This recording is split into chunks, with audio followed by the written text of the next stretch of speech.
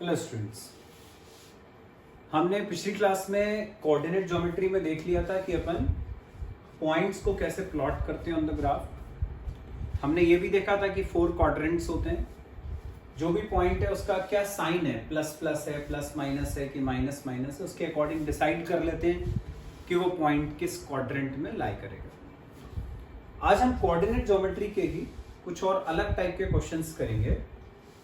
ये तो मैं आगे तक काम आएगा, हायर क्लासेस में भी काम आएगा। सपोज जैसे एक इक्वेशन दी है y equal to x plus 1। अब तुमसे बोला है ड्रॉ द ग्राफ, इसका ग्राफ अपन को बनाना है। इक्वेशन दी है y equal to x plus 1। तो हम क्या करते हैं, इसमें ग्राफ बनाने के लिए अपन को पॉइंट्स की जरूरत होती है। वो पॉइंट्स कैसे आएंगे, तो हम यहां पर x की वैल्यू अपने मन से रखते जाते हैं, कोई भी, उससे y की वैल्यू पता करते जाएंगे। x और y मिलकर पॉइंट्स मिल जाएंगे अपन को, फिर उससे ग्राफ प्लॉट करेंगे। x की वैल्यू मान लो हमने सबसे पहले ली 0, कुछ भी ले सकते हैं। y निकालेंगे 0 प्लस 1 1, ये पहला पॉइंट आ गया। x 0 पे y 1, फिर हमने x को लिया 1, तो y हो जाएगा 1 प्लस 1 1 प्लस 1 2। x 1 रखने पर y की वैल्यू 2 आ गई।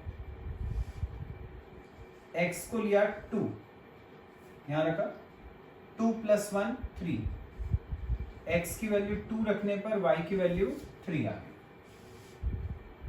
पॉइंट्स मिल गए। इन पॉइंट्स को ग्राफ पे प्लॉट करना है।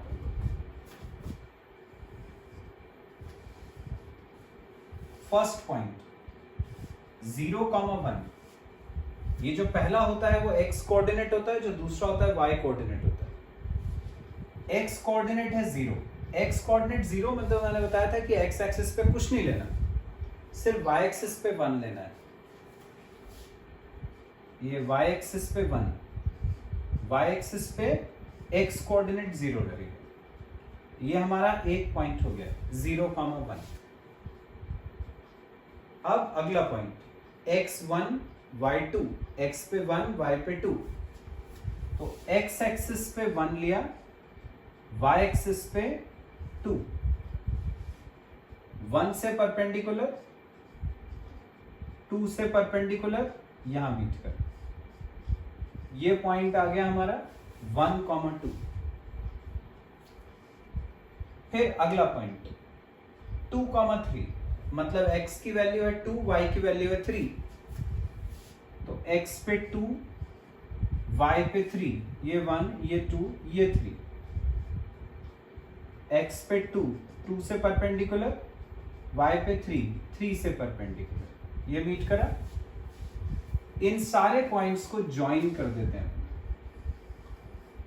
ये इनको ज्वाइन करा, ये ग्राफ बन गया। तो ज्वाइन करके जो भी मिलेगा शेप, वही अपना ग्राफ होगा। आगे बच्चों समझ में? तो इस तरह से अपने को यदि कोई इक्वेशन दी हो तो हम उसका ग्राफ बना सकते हैं। एक चीज हमेशा ध्यान रखना कि यदि जो इक्वेशन है, यदि वो लीनियर है मतलब कि उसमें x और y की जो पावर है वो मैक्सिमम पावर 1 है, 1 से ज्यादा नहीं होनी चाहिए।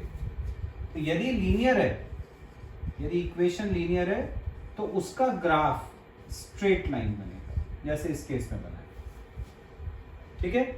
लेकिन यदि इक्वेशन क्वाड्रेटिक है, क्वाड्रेटिक मतलब जिसमें सबसे बड़ी पावर 2 है, या क्यूबिक है जिसमें सबसे बड़ी पावर 3 है, तो उसका जो ग्राफ है वो कर्व्ड होगा, तब कर्व बनेगा, ठीक है। लीनियर के केस में स्ट्रेट लाइन बनती है, क्वाड्रेटिक या क्यूबिक के केस में कर्व बनता है। आगे समझ में? अब सपोज जैसे क्वेश्चन है y equal to x square, इसका ग्राफ बनाना है। अब इस बार तुम्हें दिख रहा है स्क्वायर है, मतलब कि इक्वेशन क्वाड्रेटिक है, तो उससे अपन को इतना तो सीधे ही पता चल जाता है कि इस बार हमारा ग्राफ लाइन नहीं बनने वाला है, स्ट्रेट लाइन नहीं बनेगा, कर्व बनेगा। स्ट्रेट लाइन के लिए अपन ने देखा था 3 पॉइंट अपन ने लिया था, उससे लाइन बन गई थी। स्ट्रेट लाइन के लिए कम से कम 2 पॉइंट की जरूरत होती है, ठीक है, 3 की जगह 2 पॉइंट लेते हो तब भी लाइन बन जाती है। कर्व के लिए थोड़े ज्यादा पॉइंट्स लेने पड़ते हैं क्योंकि कर्व ऐसे बैंड होता है। तो हम सबसे पहले x को 0 ले लेते हैं, यहां रखा, तो y हो जाएगा 0 का स्क्वायर मतलब 0। तो x 0 लेने पे y की वैल्यू 0 आ गई, एक पॉइंट आ गया। x को 1 लिया तो y हो जाएगा 1 का स्क्वायर, 1 का स्क्वायर मतलब 1। तो x 1 लेने पर y की वैल्यू 1 आ गई। x को 2 लिया, यहां रखा, तो y हो जाएगा 2 का स्क्वायर मतलब 4। तो x2 पे y की वैल्यू 4 आ गई। जैसे मैंने बोला था कर्व में थोड़े ज्यादा पॉइंट्स लेने पड़ते हैं। अब सपोज हमने x को लिया -1, तो y हो जाएगा -1 का स्क्वायर। -1 का स्क्वायर भी +1 ही होता है, 1 का स्क्वायर भी 1 होता है। -1 का स्क्वायर मतलब -1 इंटू -1, तो माइनस माइनस प्लस 1। तो x -1 रखने पर y की वैल्यू 1 आ गई। एक और ले लेते हैं, x को लेते हैं -2, तो y हो जाएगा -2 का स्क्वायर +4। -2 इंटू -2 तो माइनस माइनस +4। इतने पॉइंट्स आ गए। ये लास्ट वाला हमारा हो गया -2, 4। अब इन पॉइंट्स को अपन प्लॉट करते हैं ग्राफ।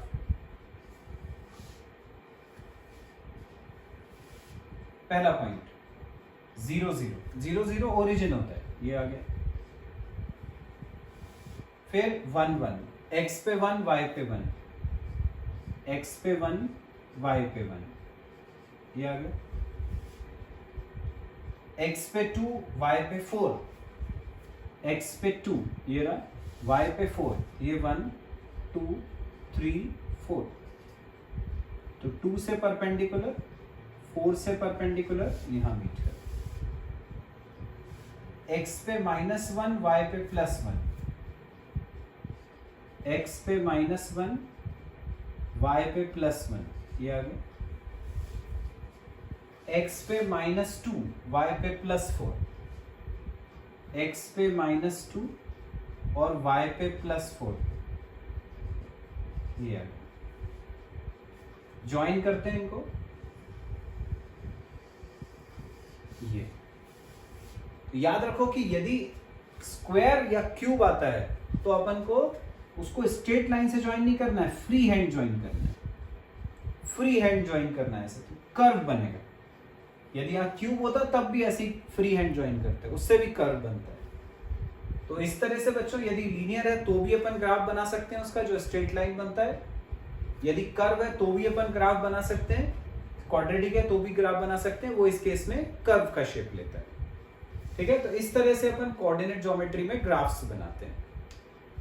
तो अब इसकी वर्कशीट तुम सॉल्व करो, कोई डाउट आता है तो मुझे बताओ। ये चैप्टर अपना ऑलमोस्ट कंप्लीट है, बहुत छोटा सा चैप्टर था। यदि वर्कशीट में कोई प्रॉब्लम नहीं आती है तो फिर अपन नेक्स्ट क्लास से नया चैप्टर स्टार्ट करेंगे। Thank you.